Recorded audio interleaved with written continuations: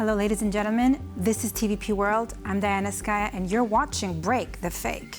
Breaking news. Donald Trump has officially restored respect for the United States, or at least that's what he thinks.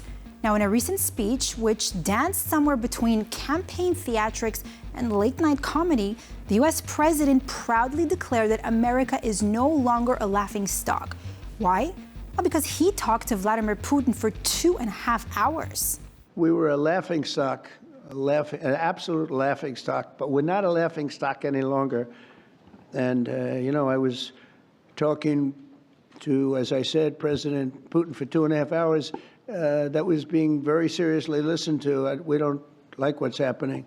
We don't like that we should have ever been involved. Would have never happened. But we're respected again as a country. Now, Trump said that it would never have happened, meaning the war, if he were in charge. That's bold words from the man who once tried to buy Greenland like it was on Amazon. And then the mic drop. We're respected as a country again. By whom? Well, he didn't say.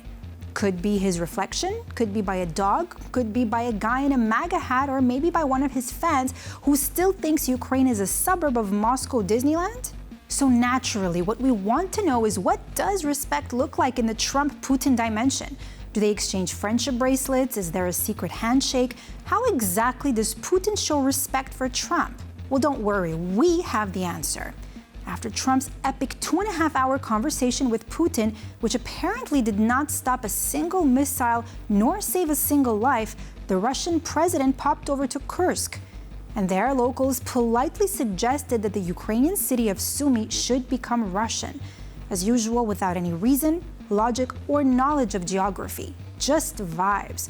The kind of quote-unquote respect that says, we redraw borders the way kids color outside the lines. И, конечно, попрошу, вы говорили об этом, это буферная зона, потому что я постоянно находился в Лужковском районе. Сейчас не могу поехать, потому что дроны, вот эта проблема. Все равно нужно отгонять немножко подальше. То, что вы говорили, и мы вас полностью поддержим. Дай Бог здоровья, чтобы это сделать. На сколько километров можно отогнать? Ну, я думаю, суммы должны быть наши.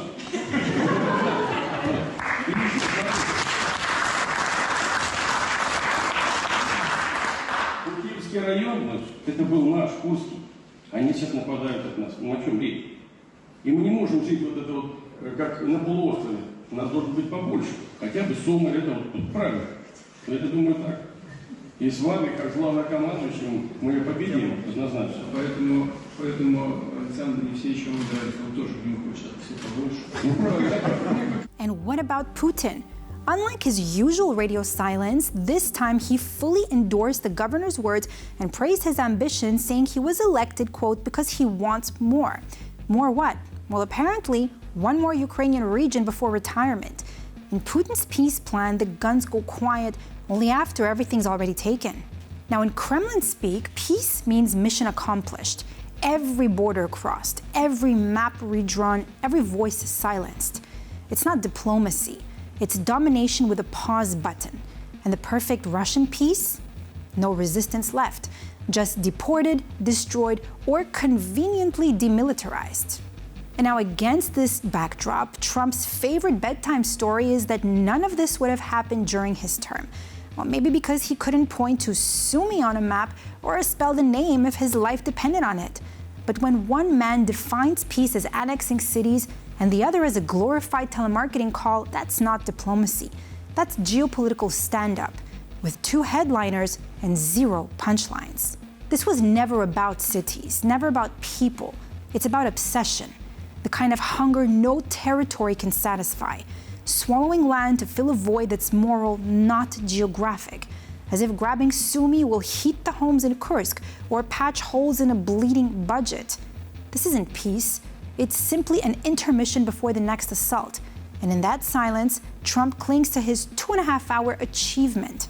Maybe if the call had gone on a bit longer, Putin would have asked for Odessa, or Disneyland for that matter. Appetite, after all, grows with the conversation. Now, recently, the rhetoric of the Kremlin media has been not just a set of toxic narratives, but an almost dystopian scenario where human life is worth less than a nuclear warhead. Another breakthrough in this area was made by Russian propagandist Sergei Mardan, who proposed on live television to cancel pensions. Because you see, the state owes nothing to anyone. Yes, in Russia, which burns billions on wars, parades, and massive projects that no one needs, supporting the elderly is suddenly considered a luxury. The new retirement plan? Have kids and don't relax. And it's great news if you're an oligarch with 7 years and a dacha in Sochi. If not, well, in modern Russia, poverty is a lifestyle choice. And according to state TV, it's all your fault. В общем, как бы вот, так сказать, с градусом драматизма абсолютно согласен. Я тоже считаю, что это национальное бедствие. Другое дело, что я не вижу вообще никакого выхода, я не верю вообще ни в какую идеологию. Единственное, что я раз за разом предлагаю в эфирах Соловьев Лайв, давайте отменим к чертовой матери пенсии. Вот нарожал себе, воспитал детей, значит, будет тебе что в старости есть. Нет, сдохнешь. This so-called economic approach is not just socially cynical, it's self-sabotage in disguise. In Russia, a country where poverty is widespread and the demographic crisis is already the national soundtrack, telling people to have kids to survive is like handing out seatbelts on a plane with no wings. Thanks for the safety tip, comrade. But the real message lies deeper, in the total erasure of the individual. People are not people anymore. They're units, statistics, budget line items. This is not an economy. It's the doctrine of decay and the philosophy of disintegration. Scrapping pensions is not a policy debate, it's a sharp warning. In today's Russia, a human life isn't priceless, it's just priced. Old age is a crime, and survival, well, that becomes your personal quest in a collapsing state. And if you thought that the collapse of the Soviet Union was a story from 1991 that remained in textbooks, here's some news. According to Putin's advisor, Anton Kobyakov, the USSR is still alive and kicking, just taking a really long break. Если съезд народных депутатов, он же съезд Советов в 22 году создавал СССР, то и распускать нужно было его по решению съезда этих самых депутатов.